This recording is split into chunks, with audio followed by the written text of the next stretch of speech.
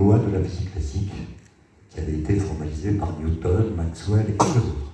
Et donc il a fallu mettre sur pied, en quelques années, de nouvelles façons de concevoir la matière, ses interactions, des concepts inédits qui ont fini par poser des questions à la fois vertigineuses et complètement nouvelles.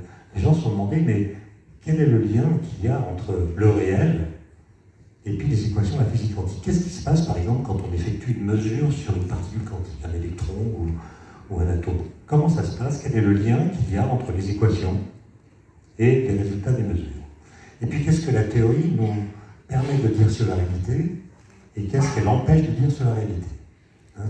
Et donc, c'est imposé l'idée qu'il fallait associer aux équations ce qu'on n'a pas tardé à appeler une interprétation. Comment comprendre les équations? Qu'est-ce qu'elles nous disent de la réalité qu'elles prétendent décrire? Alors, ce débat, comme vous le savez, a duré très longtemps. Il a opposé beaucoup de physiciens les uns aux autres. Ils ont eu le plus grand mal à se mettre d'accord. Les deux personnes qu'on met toujours en avant quand on parle de ces questions sont Albert Einstein et un physicien danois qui s'appelait Niels Bohr.